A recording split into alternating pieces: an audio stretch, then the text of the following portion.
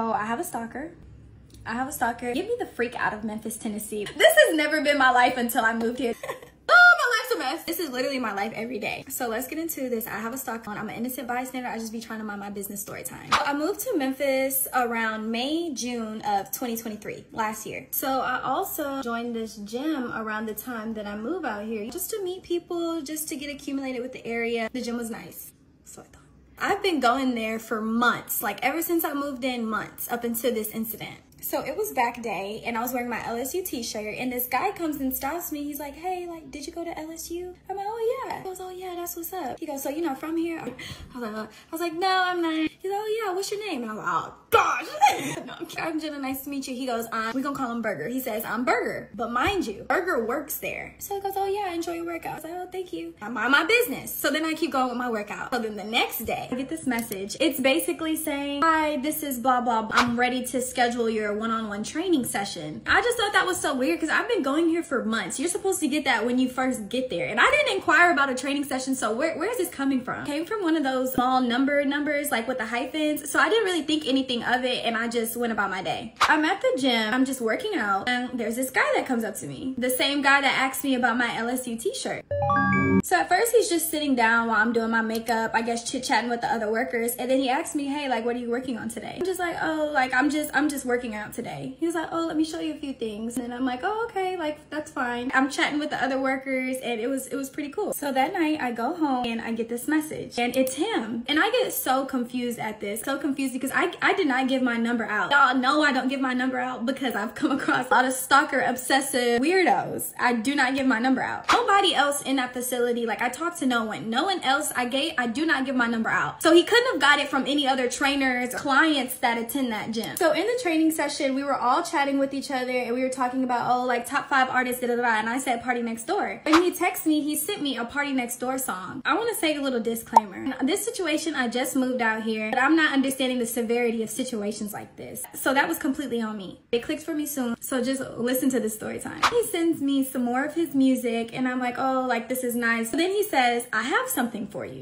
He had something for me. I just met this man yesterday. He's like, oh, you normally come tomorrow? And I'm like, yeah. He's like, okay, I'll give it to you then. I'm like, oh, okay. Just moved out here. I'm thinking I'm gonna meet people. I'm not thinking the worst yet. I'm thinking maybe he's gonna introduce me to one of the other workers there, or maybe he knows other IT professionals. Like, I don't know what's going on. So it's gym day. I go back to the gym. I head on the Stairmaster. Mind you, this gym is huge. Minding my business, talking to my mom. And I feel this presence. He was walking behind me to get on the Stairmaster next to me. He dropped something in my bag. And I look to make sure it was, you know what I'm saying? Like this compacted letter, this note, and it was real thick. So he just gets on the Stairmaster next to me. How did he find me? I don't know, because this gym was huge. So he's talking to me. We see another worker there. We start speaking to him. It was other people around, like it was cool. So I get off the Stairmaster and I go in a separate room. And he's following me in there. He's like, oh, like, what are you working on today? Come hop on this. Let me work you out. And I'm like, oh, I'm okay. Like, I'm gonna do my own thing. He's like, no, come on. I was like, no, I'm okay. Then he starts asking me questions. When is your birthday? What are you? And I tell him I'm a Pisces. And he literally rolls off of the medicine ball, does a flip. I was like, oh, nah.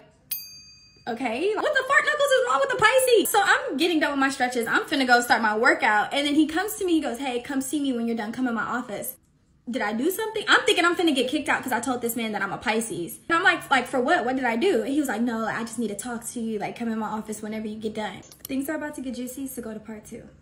I have a stalker, part 2. I'm thinking I'm finna get kicked out because I told this man that I'm a Pisces. But he was like, no, I just need to talk to you. Like, come in my office whenever you get done. And I just thought that was such a weird interaction. I was so unsolicited. I just thought that was so random. So I'm doing my workout, you guys. I finish it. Like, I just leave. I don't tell him that I'm done with my workout. I don't try and find him. I leave. I had no intentions on going into his office. So you guys, I'm walking to my car and I get some missed calls. It was him. I was like, oh, couldn't find you. Like, couldn't come.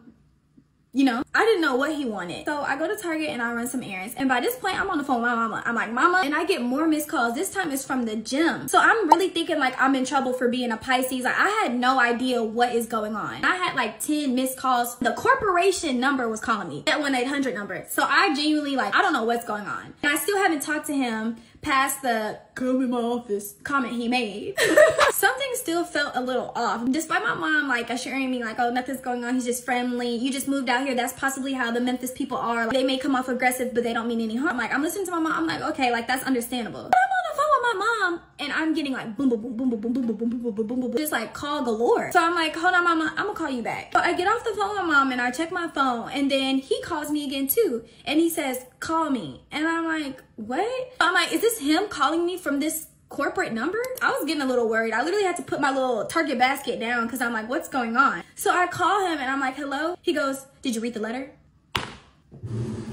You're blowing up my phone, sir, to see if I read your letter? And I'm like, no, like, what's going on? The number call, he's like, yeah, that was me. Can you read it? Can you read it now? Can you read while I'm on the phone? And I'm like, so I got off the phone with my mom. She said this, and he acting like this. My little Jenna red flag radars was appearing because I'm like, there's no way. And I get really overwhelmed at this point. And honestly, I don't appreciate him blowing me up and having these 1-800 numbers call me. I'm thinking something is genuinely wrong or I did something. Like, I'm in Target while all this is happening. At this point, I don't care what my mom says. Like, I don't like that. I don't care if she thinks like this is how Memphis people are. Like, I'm not used to stuff like that, that aggressiveness. Like, I don't like that. I don't like how you got my number either, however you got it. I said, I'm at Target. I said, I'm running errands. I'm not reading it now. I'm gonna hang up. I go home, I put my groceries up, I'm cleaning up, and I call my mom again to tell her exactly what happened. And this whole time, you guys, I'm getting phone call after phone call after phone call after 6 to 7 missed calls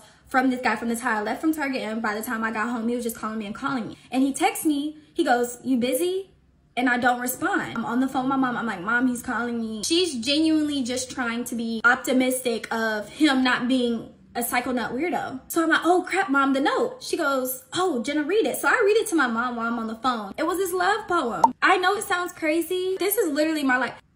I met this guy yesterday. Other than that LSU t-shirt little ordeal, I've never spoken to this man before a day in my life. I'm reading the note to my mom and she goes, oh, Jenna, that's so sweet. I'm like, Mom, like, no. This is when the Jenna red flag radar was in Saturn. Like, them things was past my dreams because I'm like, this is something off. Like, I've never known men to act like this. Ever. The excessive phone calls, the can I call after you don't respond and they call you anyway. Like, I would never act like this. If a man does not text me back, I'm not going to call him multiple times. What? Jenny, you just got here, you don't know how people are, just give it a chance, versus, nah, this stuff is some crazy shuckle knuckles. I get off the phone with my mom and I send him a message. Say, hi, it was really sweet. Thank you for the note. Yes, we could be friends, that's no problem. What did I just do? I did not want to send him that friend's message. And before I could delete it, I saw the little 3 dots. I said, damn. And then he goes, Jenna, I want you. I want to take my time with you. I said, oh, Lord, no. Oh my gosh, no. I don't respond. I go handle what I need to do in the day. I'm getting some calls from him. I do not answer. And he sends me a song. The note that he gave me was the lyrics to that song. Bro had a beat and everything. It's called Jenna's Lyric. So I listened to the song and I'm just flabbergasted. So I tell my mom and she's like, run for the hills, my baby. No. I'm like, now you're saying no? Now your little mommy radars is going up? What happened 3 hours ago? I couldn't even be flattered. Why all of this? At this point, he was literally calling me throughout the night. I was not answering because I'm thinking like, okay, how do I break it to this man? This is not okay. I'm not flattered by this. It's actually very disturbing and like very overwhelming when you're actually in the like situation. So I'm not answering and I get to work. I tell my coworkers what happened because at this point, I'm not gonna call my mom anymore because she's just not telling me what I need to hear. And they helped me type a little paragraph to him because he just was not understanding like all the calls, how he got my number. Like that's just not okay. The letter was basically like, hi, thanks for the flattery, but I am uninterested. I don't think we should continue this communication, especially considering how you got my number. Cut ties. That was too much. Mind you guys, I met this guy 48 hours ago. What?